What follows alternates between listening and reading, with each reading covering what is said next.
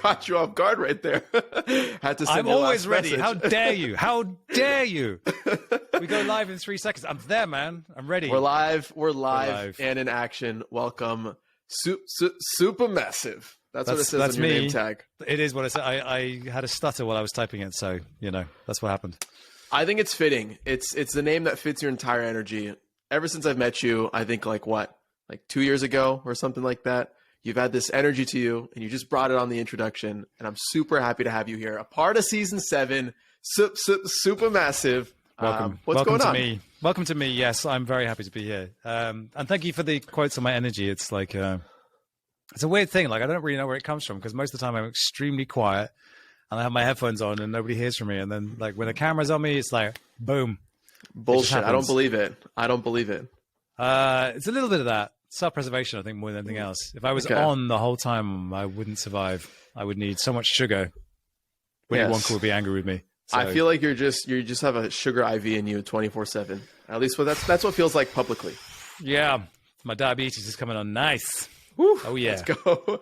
Rob, do you remember how we met originally? I sort of do. There was an event in LA.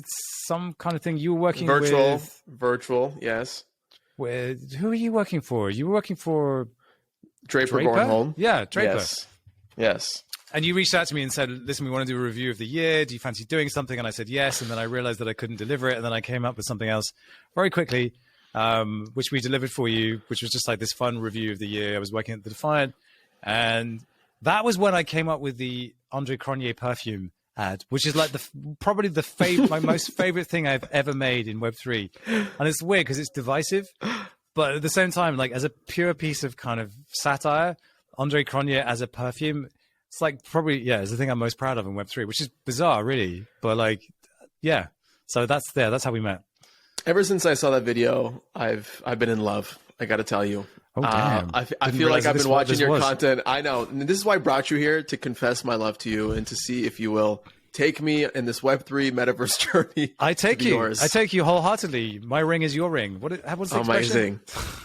I'll take it. Just leave that as an expression. Leave it. Okay. No, but seriously, real talk. Ever since I saw that video and you created it custom for that event that ended up going on YouTube and being this really, really funny ass meme, I've been a big fan of your stuff. And if there's one person that understands content creation, it's you. From all the work that you've done at The Defiant to what you're doing now with Base Media. For those who don't know you, I want to give a quick intro. Can you introduce yourself? If no one's ever met you, how do you actually introduce yourself? So my name is Robin Schmidt. I go by the name SuperMassive, which gives you an idea of the superhero persona that I put on when I'm in front of the camera. I guess in a sense, all I am is an entertainer. I make fun content. And I make it about subjects which inherently are not fun, like DeFi, for instance. DeFi is not fun. And I guess my challenge to myself is to take concepts like technology, concepts which are inherently non-visual, and turn them into things that can be consumed by people visually and given a sheen of pop culture that makes them memorable, makes them entertaining, and makes people want to come back and see more. Because these are concepts that I'm trying to absorb and understand myself. And so that's the lens through which I view them. And I've spent 25 years becoming the best kind of filmmaker I could. And it was only once I stepped into Web3 that I was able to cast off the shackles of what other brands wanted me to do for commercials or what funding agencies want you to do in order to get funding, and just kind of be the filmmaker I wanted to be. And so when I put myself in front of the camera and started presenting the videos instead of just directing them, I guess that's when it finally became the truest, most authentic version of the filmmaker that I am. And that's, where I am today.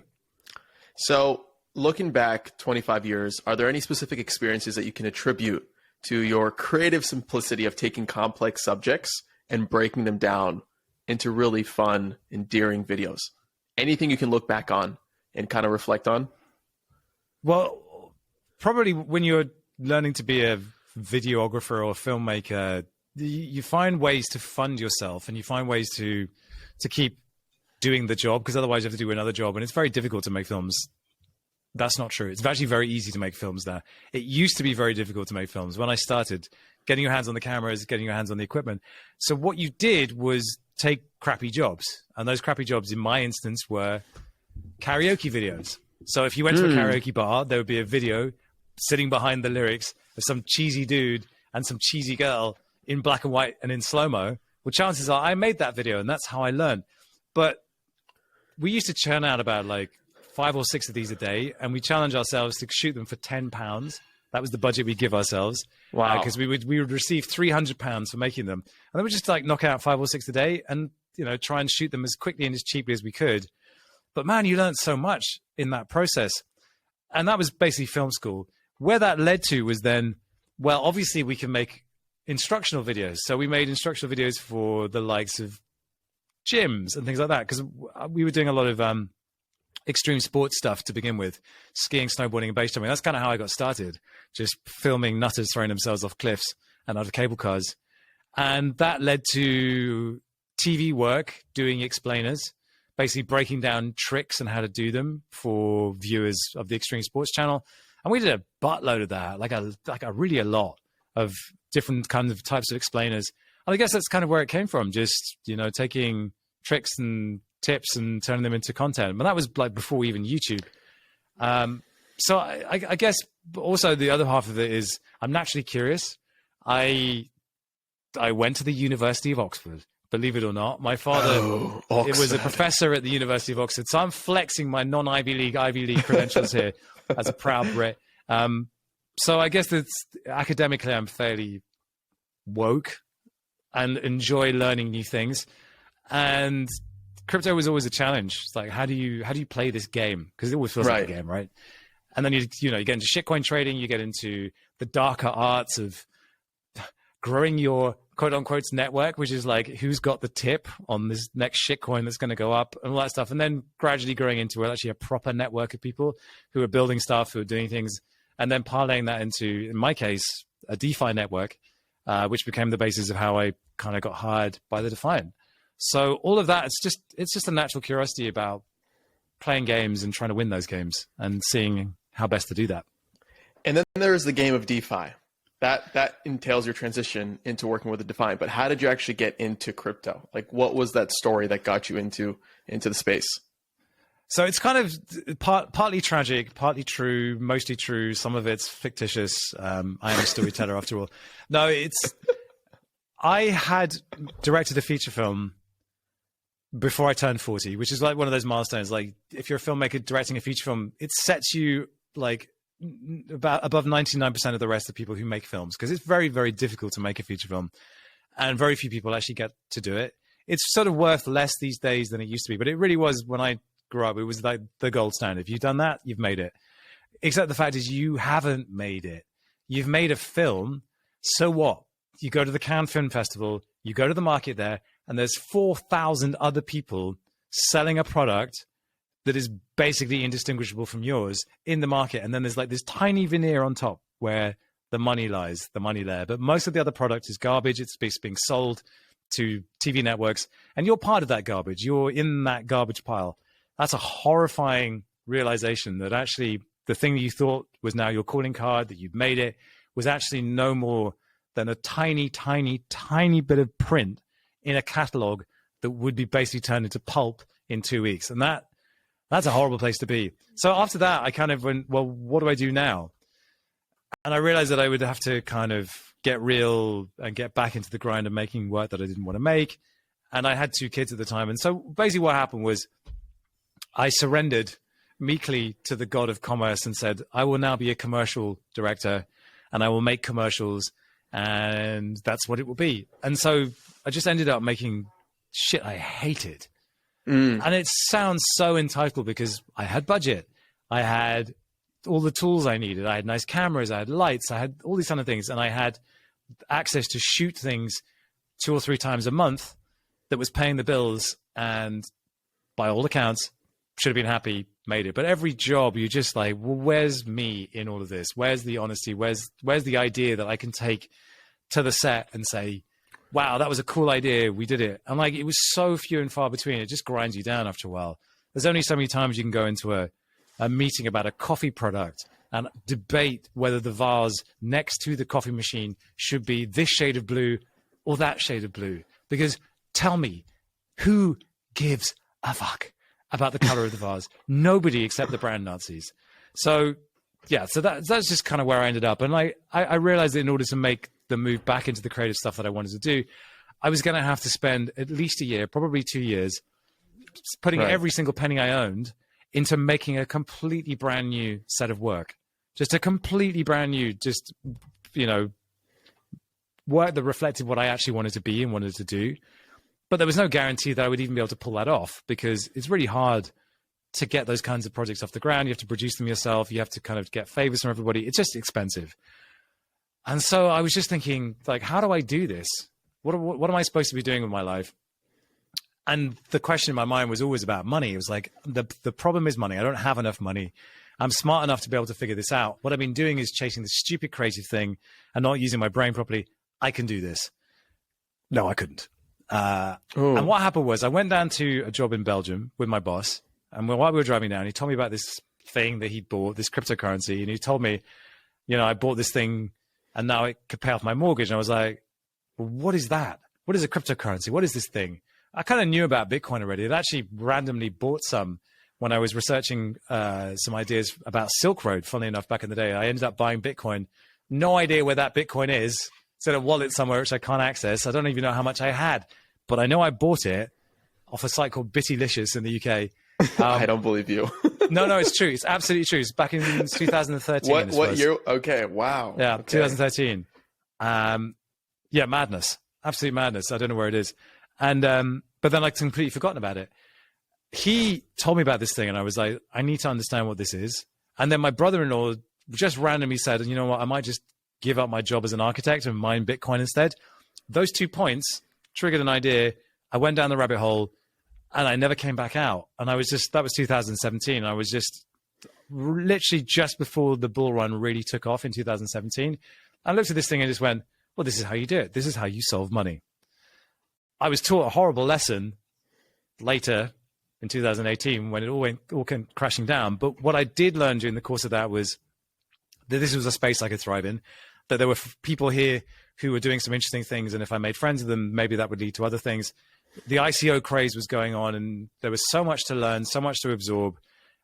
It was really fascinating. And then off the back of that, just by random chance, a syndicate that I was a part of made an investment in Harmony at their seed round. So they got access to the seed round of Harmony. And I was like, all right, I'm in, whatever this is, I'm in. And just kind of became obsessed with this project called Harmony. Not because I thought it was going to be the greatest project in the world. I was actually a little skeptical of it to begin with, but because it was really easy to see who they were. They were this team in Silicon Valley. It was kind of fascinating how they had these Saturday barbecues. It just seemed interesting. And so I just called them up and said, I was a seed investor. I think I could tell your story in a really interesting way. Would you be interested in that? Because what I've been thinking about was crypto is powered by memes. It's powered by storytelling. But the storytellers in the space were either scam artists or just kind of meme artists. And there wasn't anything in between that was more substantial, but wasn't scammy at that time. And so I thought maybe if I'm good at content, I might have a place in this space. So that was it. I rang up Harmony. We discussed it for about a year. Weren't able to really kick it on. They wanted to do a documentary about the project. I said, yeah, we can definitely do that, but we need some budget. And then I just took a chance, bought a ticket, flew over, and went to meet them. Wow. And off the back of that, in the room, I pitched them a different idea, and they bought it in the room. And about 3 months later, we realized that the best place for me to be probably was working for Harmony. So I joined them as their creative director, and that was 2019. I remember that. So that's kind of when DeFi was just emerging, and Harmony was a layer one sharding protocol. It was about high speed. It was about exciting, new, blazing fast applications. EOS was still big back then. Mm-hmm. And DeFi was starting to emerge, and there was this growing narrative around DeFi. Funnily enough, there was another growing narrative around a kind of exciting Korean project that was really gaining traction that no one was really paying attention to, but everyone thought was going to be a big deal, especially our Korean team members. It was called Terra, believe it or not. And so I in my role with Harmony, I quickly pivoted to video because I was their creative director and I was helping write communications and chip in with ideas around marketing. But I realized that like, the best job I could do for them was video. So we just got the office here. We got a little camera. I started producing videos for them. And then I just realized that we would have no footprint in DeFi and we would miss the entire DeFi movement unless we did something. There was no way we could get any protocols to build on Harmony at that point. It was too soon. Right. We were just about to kind of build a bridge. That was the first kind of instance of bridges arriving. Bridge. Yeah. And so I thought if we make the best content about DeFi and tell the story of DeFi, then we might have something. So in order to do that, I needed to partner up with one of the two DeFi newsletters at the time, one of which was Bankless and the other was The Defiant. So those are your two sources for DeFi. And I just decided I would get really good at understanding DeFi and really good at explaining DeFi. And I called them both up, or I emailed them both. Ryan Sean Adams messaged me back once. He laughs about this now on Twitter. He ghosted me after that because I was working for Harmony. He didn't want to have anything to do with it. So I could have ended up working for Bankless, didn't. I ended up working with Camilla at The Defiant. And yeah, we just started telling the story of what was going on, like the Curve launch with Wi-Fi, with all these projects that now just seem kind of weirdly established and not that exciting. But you forget, like when DeFi Summer happened, they were the most exciting games in town. Right.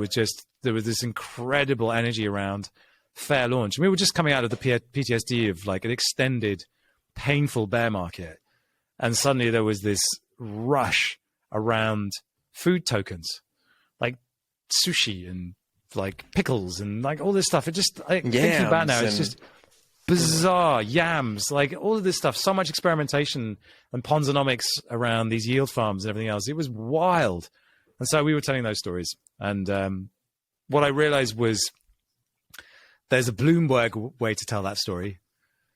And there's the shitcoin channel way to tell that story. And then there was a different way, which was how did it feel? Like what the Robin way. The really random, weird way. And so I just started doing stuff like I would be really seriously telling you a story and then I'd just get hit in the face with the banana. So like with the Curve launch, because Curve is curved and bananas are curved, I thought this story is bananas. Why don't I just tell the entire thing using bananas as a metaphor? And I had a banana as a telephone. I get hit in the face with the banana. Just riffing on that. And it became like a little signature thing. I just do these really weird videos. And like we spent nothing on them, but the creativity was there for people to see, and it became a kind of running thing. And then when the sushi chef Nomi rugged on sushi and ran off with like $10 million, he just wrote these painfully awkward messages on Twitter how he's not a bad guy. And then we turned that into a country and western song because Tiger King had just come out at the time, and like, there was this song, I saw a tiger, and the tiger was me. So I turned the story of sushi into a country and western ballad, and people just went nuts for it. And I just kept doing stuff like that. And we did the whole story of pickles. Pickles is an amazing one. We did the whole thing as in rap. So I learned how to rap, and then we recorded like 4 different rap songs to tell the story of this stuff.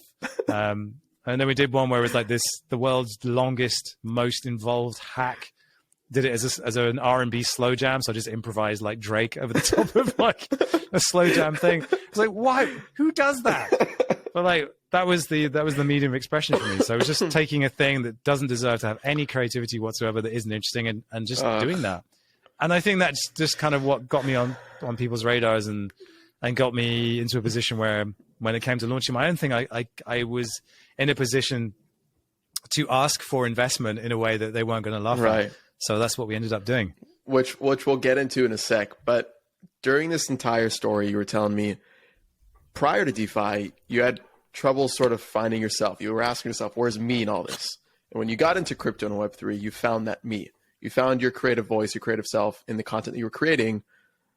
I'm curious sort of like, what was that process like for you? Because I feel like a lot of people, they go through their mundane jobs trying to find them in their work, and they can't really discover that. And you found this outlet with this level of freedom, right, where you could explore that. What was that process like? Well, to be honest, my life has been a succession of modest successes that present as failures. So I started this journey back in 2002 with no experience in filmmaking, but a lot of kind of creative energy, and I managed to parlay that into being good at editing. And so I was able to kind of take my ideas and express them through editing. And it's always been it's always been kind of in there, but it was never schooled. And so what I'm really good at is pastiche. So it's taking something that's already out there and satirizing it and making a pastiche version of it. I'm really good at that. And it's sort of a superpower, but it actually gets in the way because what it doesn't force you to do is come up with your own idiosyncratic way of doing things. And so I think a lot of my work, probably up to like 2012, was that. It was just really capable pastiches of things that looked credible and was credible, wasn't that original. And then in 2012, I met my kind of partner in crime, Simon One, who was the other half of SuperMassive, because SuperMassive is actually two of us. And he unleashed the beast in me. And suddenly I was able to kind of just really go after creative stuff. We launched on YouTube and went massively viral and never did anything with it. And it was one of the greatest regrets of my life that we just weren't able to take that viral success and run with it, because I had 2 kids and I decided to prioritize my family, and Simon went off and became an actor and did really well at that. But we really nailed it. Like, we really properly nailed it in 2012. Imagine that. If we kept going, who knows? Wow. We would have been Mr. Beast before Mr. Beast. No, I have no idea. Who knows? We probably would have given up within a year. But that was the moment I realized that I knew what I was and what I wanted to be. The hard part is then convincing people who have money to back that, because what you end up doing is then shaving off the edges to sanitize it so that they will back you rather than sticking to your guns. And that's just because being a filmmaker is the fastest way to get poor. It really is. It just renders you broke, because everything is just a struggle to make money. So it wasn't necessarily a question of me finding me. It was finding the mechanism by which I could continue to be me and it not bankrupt me. Again, solving the money problem. Because, I promised my wife I wouldn't just go chasing windmills again and crazy ambitions and stuff. Because I've been trying to get into Hollywood and trying to get a feature film off the ground. And every time it just felt like this impossible journey. And I think what I hadn't realized was that there was a different way. And if I was open to that different way, then it would happen. And that is exactly what did happen. I was open to that different way. But where it came from was, I literally was creatively dead, I think. Around about 2019, all the creative energy in me had gone. How come? Because I'd just been making crap I hated, and being forced to just churn out this crap I hated. And it sounds ridiculous, but I've been doing it for like 2.5 years at that point, just making mindless coffee commercials and mindless vacuum cleaner commercials, and like, it's fine. It's good when you're like a youngster and you're learning the craft and everything else, and it's good discipline. You learn good craft with the agencies and everything else, but like creatively, it's horrific and it just grinds you down. And so I was completely dead. And the thing that I did was I just started making the most ridiculous GIFs I could possibly make for anyone. I called them deluxe GIFs, and they were like 40 seconds long, these GIFs, and they had like full storylines. They had exquisite visual effects in them. They were the GIFs that no one else would make, and just absurd things that I'd lifted from different films and put different heads on and stuff. Like, they still exist on Telegram. So you can, let me just see if I can find it now. If you look on Telegram, there's a channel called Deluxe GIFs, I think. You just created a bunch of GIFs and stitched them together. And they're all in there. Yeah, no, I just made like a shit ton of GIFs. And I would do them on the train on the way into work, and they made me happy. That's Deluxe GIFs. And these are from from 2019. Like, wow, ridiculous. I mean, these GIFs would be like 300 megs, like just entirely stupid. And like tons of visual effects and motion graphics and stuff. I just did so much stupid stuff. So yeah, you can still find that. And yeah, so that's what I did. So that reignited the creativity in me, and it's kind of it saved me to a degree, and it set the stage for what I then ended up doing, which is just the same thing but just amped up and ramped up, and then more regularly. Just the insane frequency with which you have to produce when you're doing a YouTube channel, especially one where you're chasing news stories, and like, it's every day you have to come up with a new story, you have to come up with a new script, you have to come up with a new piece of content. Here's a new protocol that you have to learn in an hour and then present a video on as if you know exactly what it's talking about. And like, some of the stuff in DeFi, it's pretty high level stuff. So let me ask you, have you developed sort of like a lean process in being able to understand a topic, build a storyboard, and churn out content, recorded, edited, and published? Is there a certain system you've built for yourself? So at The Defiant, we did have that, yes, because it was the only way we could survive. And just to break it down, like on a Monday, I would have to come in and write the story of the weekend, called a quick take, knock it out. I would have to write that, present it, and then it would get given to the editor and he would edit it up. On a Tuesday, I would have a tutorial. So I would try and do the tutorial on the Monday as well. So then I'd sit down, go through something that I thought was interesting, and then try and figure out how to do a tutorial on it. It might have been a presentation that I'd have to do. Then on the Wednesday, we would have first look. So we take something new, something interesting, break it down and try and understand why it was interesting. We turned that into spicy ones. So we'd look for something that was particularly spicy in the market, and then I would do that review while eating hot sauce. That was interesting. And then on a Thursday, we'd have a live show. So we'd have to book the guests for the live show who would come on, and then I would have to prep to interview them. We also did a show for Real Vision where we'd take topics and break them down with the team at Real Vision, whether it's Ash Bennington or Raoul Pal. And then on a Friday, we do what we call Defiant Weekly, which was a longer film, a longer story. So maybe I was breaking down the Cardano ecosystem, or I was taking a look at specific types of hacks that have been going on, something like that. And with that one, we'd shoot like a minute and a half of a cold open, which is basically just a disconnected piece of creative content that would just lead in. And that was a chance for us to flex some creative muscles. And that was always something that we try and come up with early in the week, but it would always end up be like Thursday afternoon and I have to write it. And then the scripts themselves, a Defiant Weekly script is usually about 10 pages. So that process was just write. You have to kill the analysis paralysis. You have to be able to sit down and start writing. And then this is the thing that I think will shock people. I never edited my scripts. Really? Not once. Like if it was the long script for the Defiant Weekly and there needed to be quotes and things going in, I would do that and I would write them asynchronously. So I'd have like a chunk here that I wanted to write, but like anything else, I didn't rewrite it. And like the tutorials, the first looks, they were literally recorded as they came out. No redos. That was it. That was our lean process. I just got really good at reading off an auto cue, writing a script, and being able to present a topic without stuttering and without losing it. Impressive. And that's the lean process. And the rest of it in terms of the writing is just my tone of voice and the way I do things, I think comes out quite analytically. So I'll start a sentence when I'm talking and I kind of go, okay, this is what I want to get to. This is where I'm going next. And this is how I make it round off to a conclusion. It's just in my head now. So that's it. That was the lean process. And then for the rest of it, just knowing that basically when you get stuff into the edit, you need to shorten the time between it hitting the editor's plate and the time they can publish. So that's why we scripted everything. If we were doing a scripted piece, we'd script it.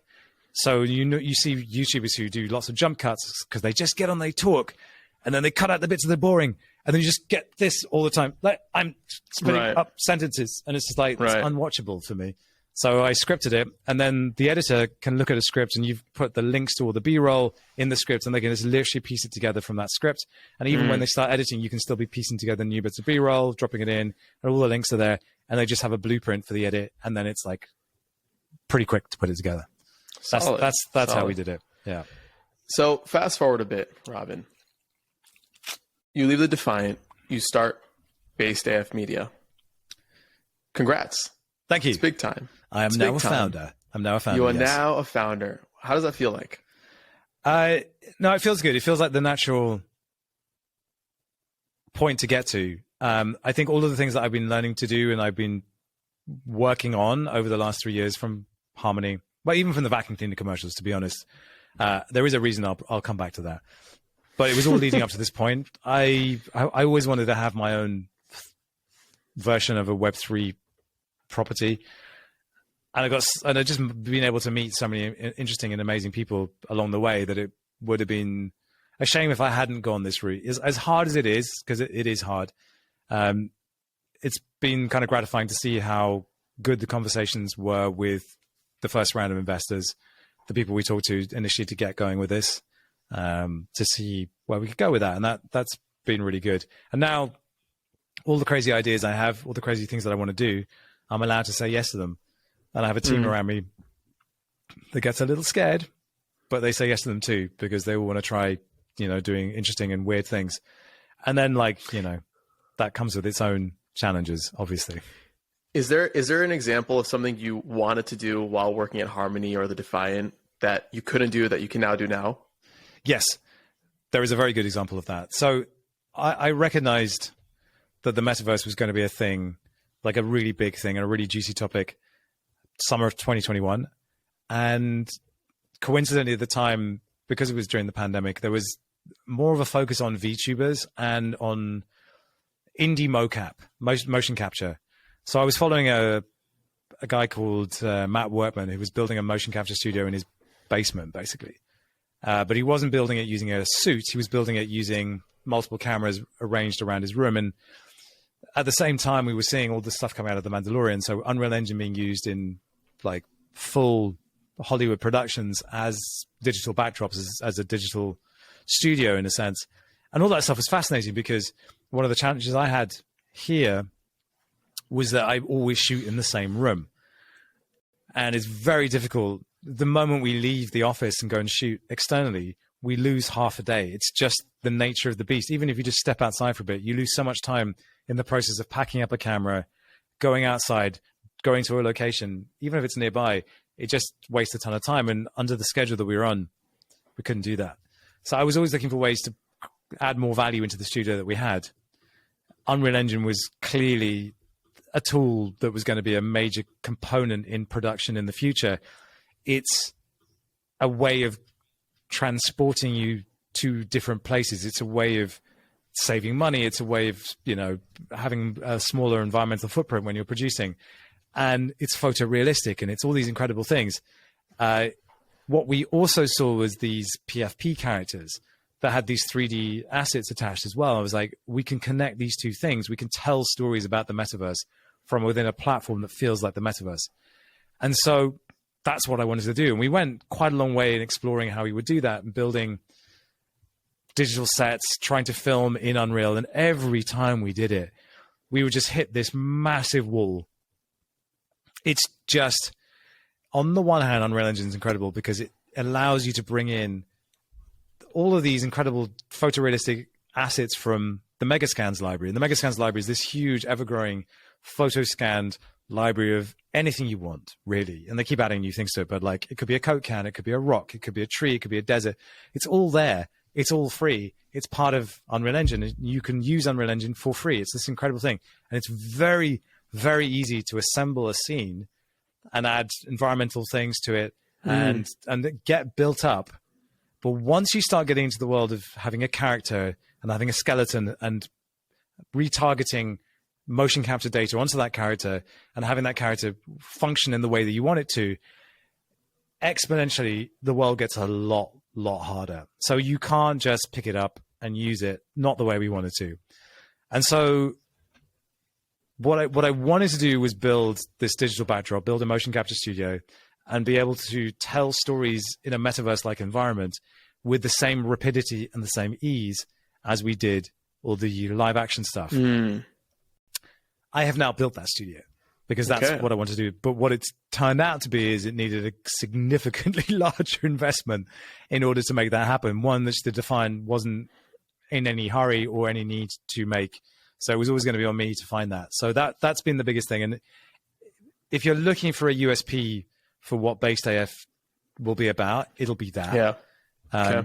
The live action stuff, we're really good at it. Like I think I can present pretty well. I can make a good kind of funny video of me tripping over my ass or running a marathon in the metaverse and all these kind of things. And that will always be important because, people still need to see real people and real things going on. But the work we're doing to hook up game engines, Web3 native properties, motion capture, and live streaming all together, plus some form of chat GPT powered environment modeling at the same time, there isn't anybody else doing that right now.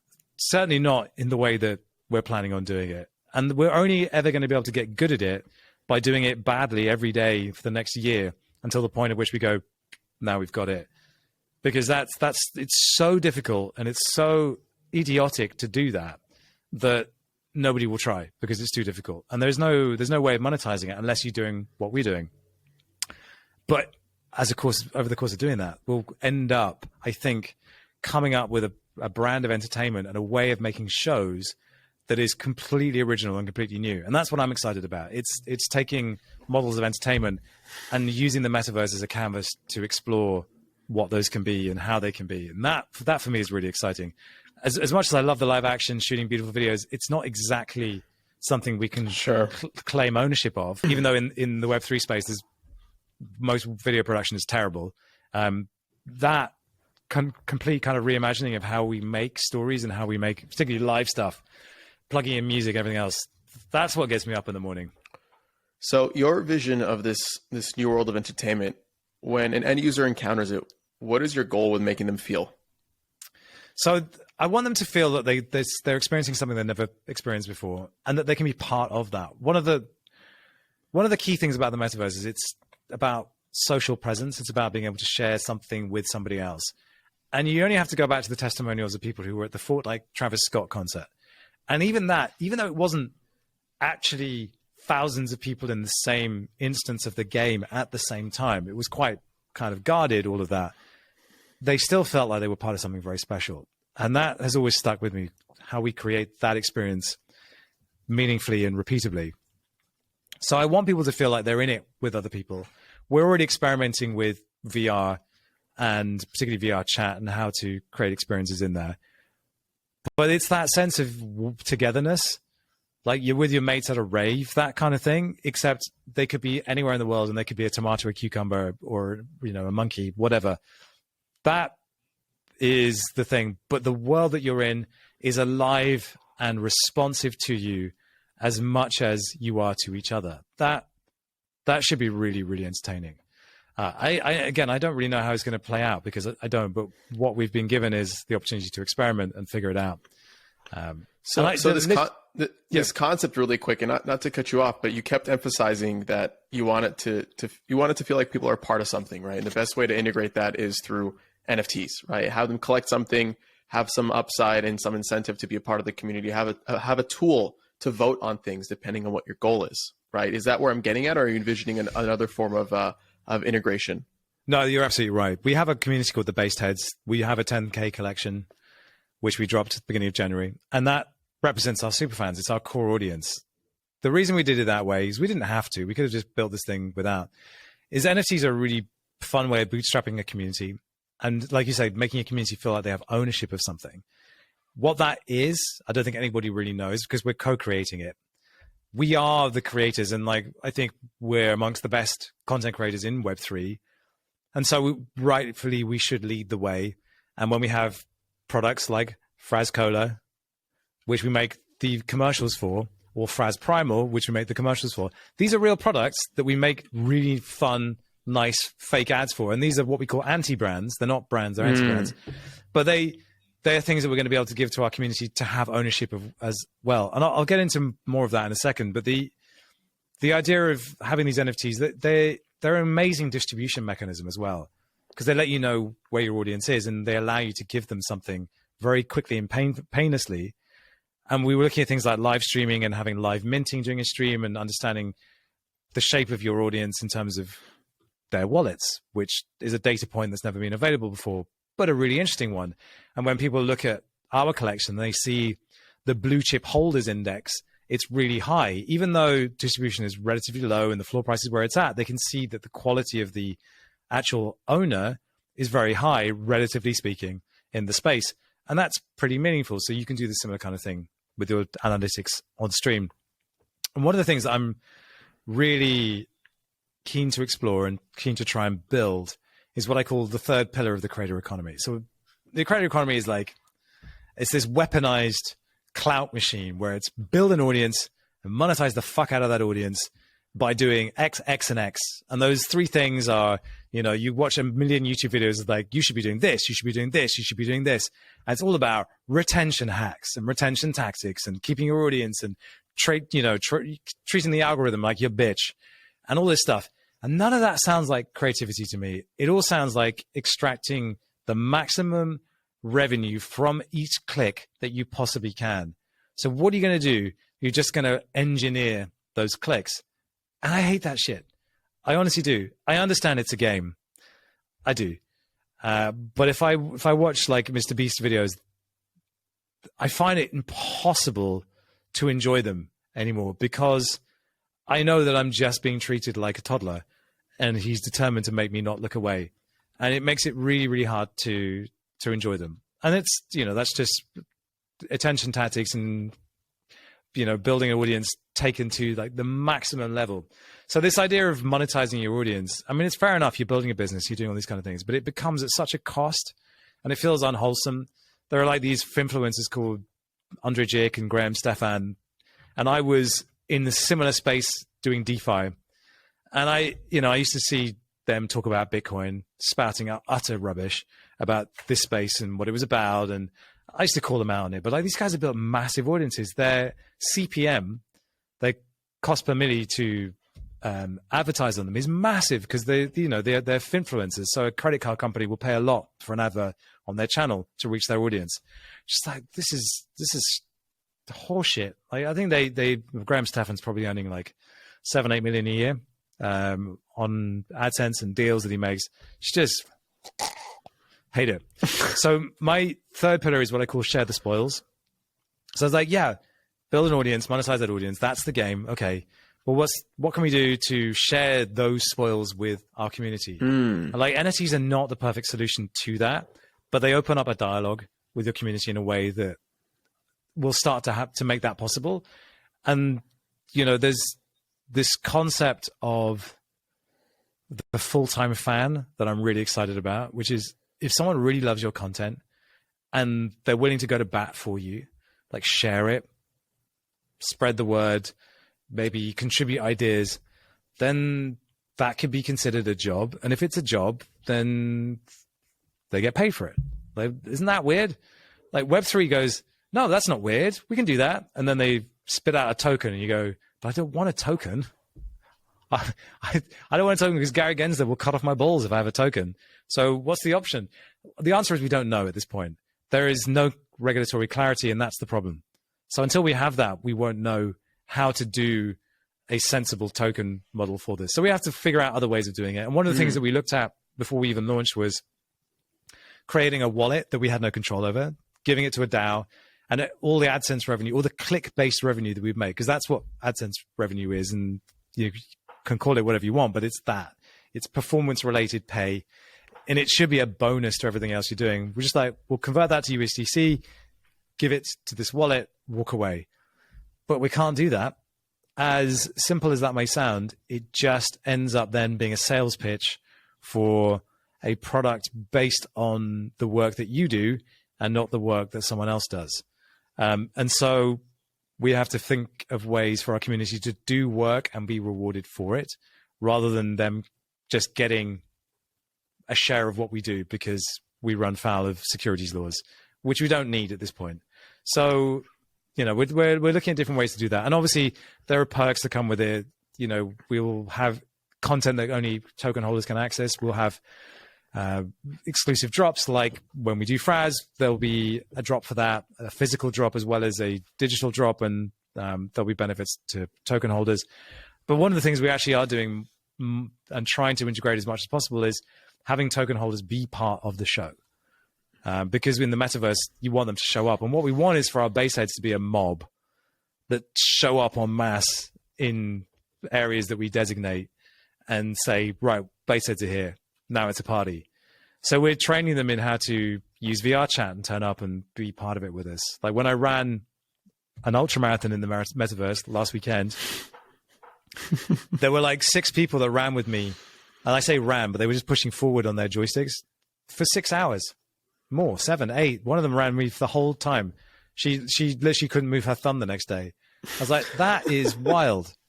But that's, that made it all worthwhile because we proved the point. We didn't just put on an event. I didn't just run in a digital game. It was the actual act of being socially present with other people while suffering my ass off.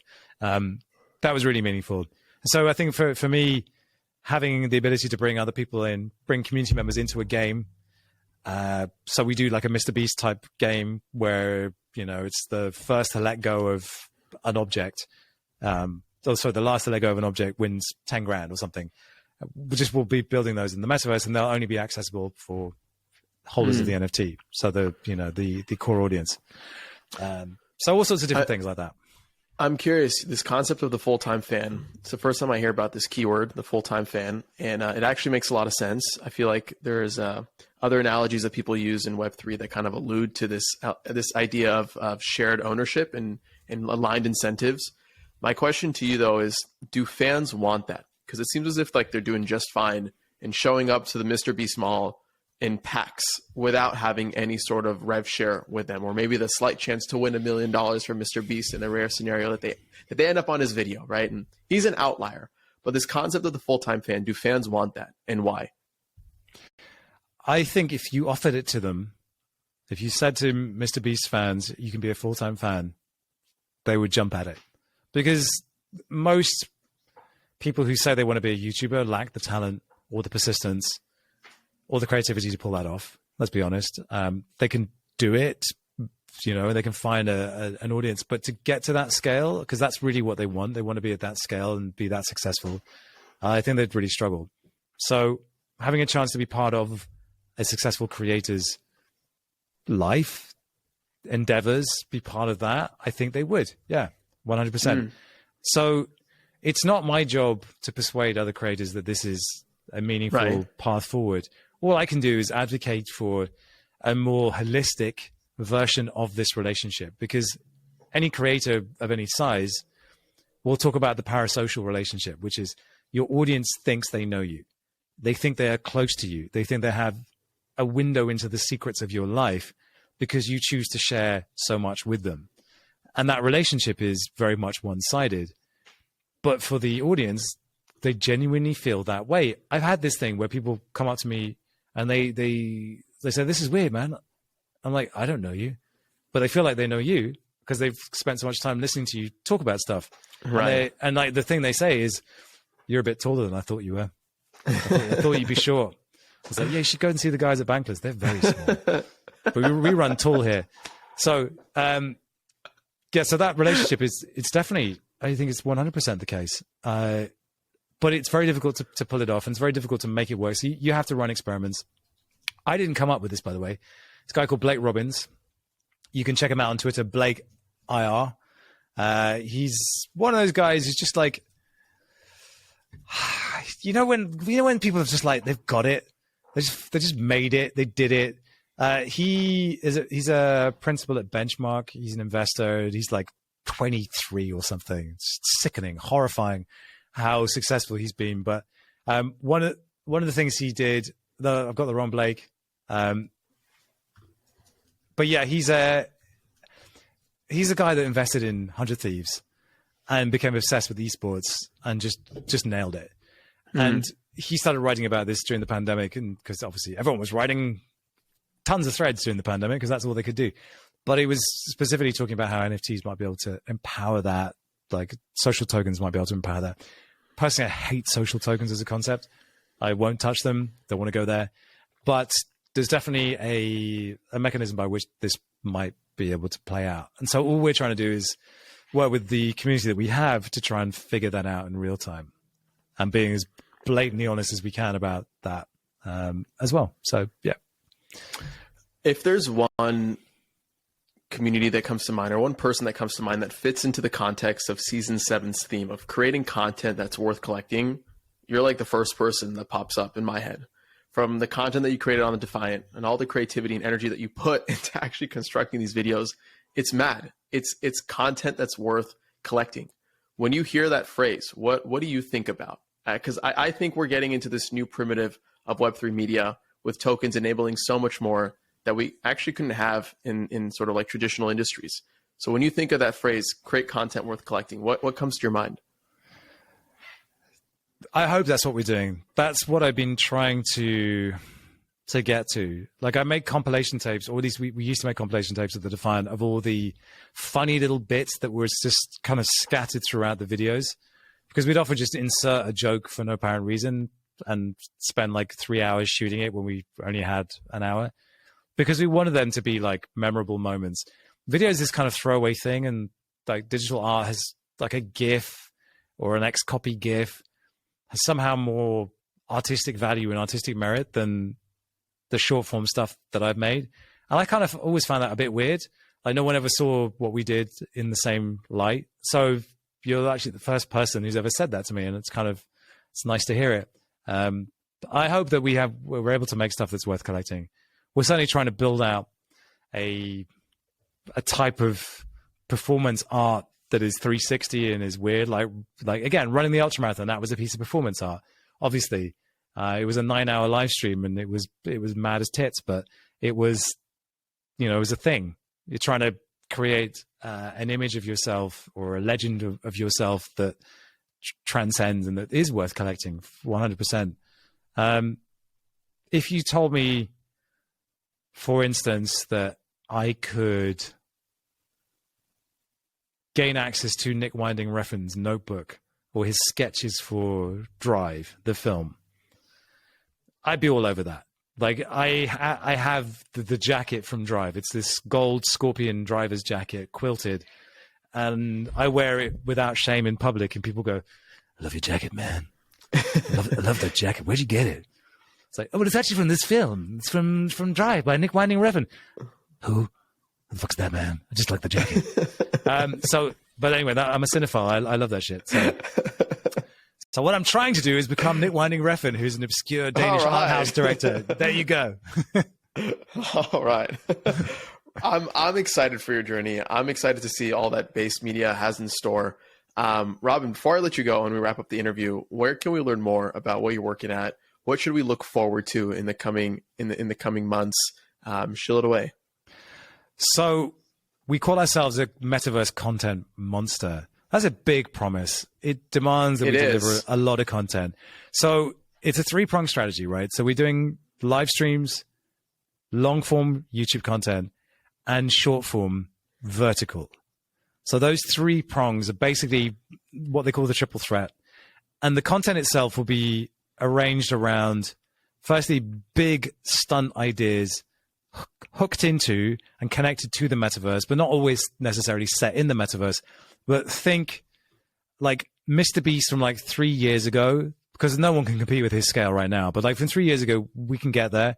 So big cash giveaways, big kind of crazy challenges, that kind of thing. And then my own unique brand of storytelling around that. That's long form. So that'll be a really juicy like alternative to Netflix for you. The kind of thing you should tune in using your TV's built-in YouTube app. Like sit down, watch it, enjoy it. We're going to blow your mind with what we came up with. Then we'll have these vertical videos. So we're developing vertical formats, but we'll also do like sidebars, which would be like for running a marathon in the metaverse. How do we do it? Like, how do you run in VR? So we can do a little featurette on the machine itself, teach you a little bit. There are concepts in the metaverse coming up all the time. We'll do little short form videos about that. And we'll probably have some news as well, probably quite soon, because there's always stuff to talk about in the metaverse, and I think people are interested. So more regular short form. And then, like I said, the formats. So one of the ones we want to do is called Metaverse Mansions. It's basically cribs, and we'll just go through and rip the shit out of people's metaverse builds. You spent 200 grand on this bollocks. Is anyone there? Do you use it? You're an idiot. It'll basically be along those lines. And then the live streams will be, there's definitely going to be some gaming in there, because like there are some big ass games that we need to live stream and figure that out. Or like, the marathon event was a 9-hour live stream. That was nuts. With lots of entertainment thrown in as well. So that's the kind of triple threat. But it is metaverse themed, which is it's like a niche, which is the biggest niche of all time, because it covers everything, which is why I love it so much. It's like, everyone treats it like this tiny little subcategory, but actually it's the big category above everything. So from an advertising perspective or brand integration perspective, that's exciting. So sort of partnerships there to be had, and just like make a ton of really entertaining videos, basically. Okay. All right. I'm excited for you. I'm rooting for you. We're going to have to do a check-in soon, sometime. For sure. You got to treat your class of season 7 with respect. Yes, absolutely. But until then, wishing you the best. Thank you for being on season 7, and we'll see you next time. Thank you much for having me.